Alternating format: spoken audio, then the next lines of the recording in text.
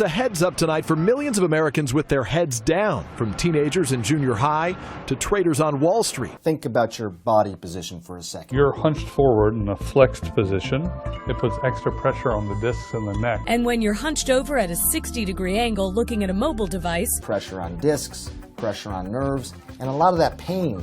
It's called text neck. Take a look closely at these shocking x-rays. Look right here. Kids as young as 7 years old developing spinal problems from bending over their smartphones for several hours a day. It's a condition that doctors are now calling text neck.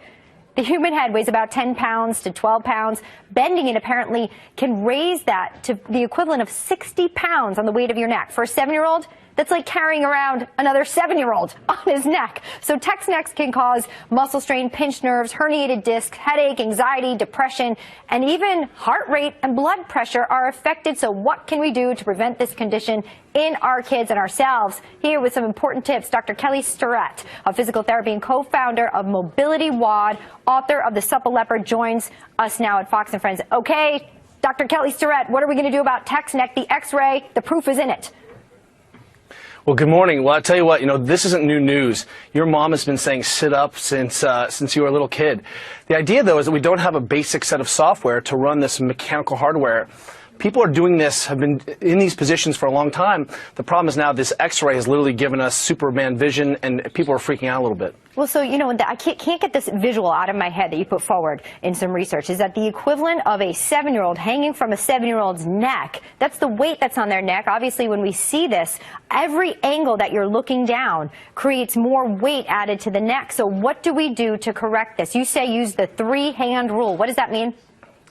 That's right. If you took your belt buckle and the bottom of your rib cage and one more at your hand, and if you were standing up, your head is in a pretty good position here, and that sets a relationship between these 3 big body parts and your spinal position.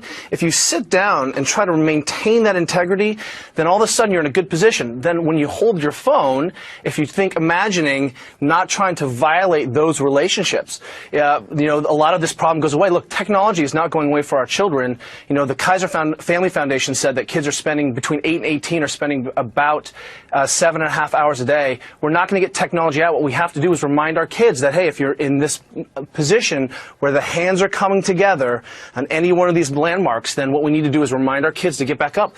All you have to do is put the phone here, put a pillow in your lap, and you can start to solve some of these problems. It feels a little bit dorky at first, but when you're not hunched over and bent like a broken rainbow, you'll thank yourself. So I'm thinking apply that retro message to the kids about posture with the phone. What do you do if the kid doesn't do it? Take the phone away?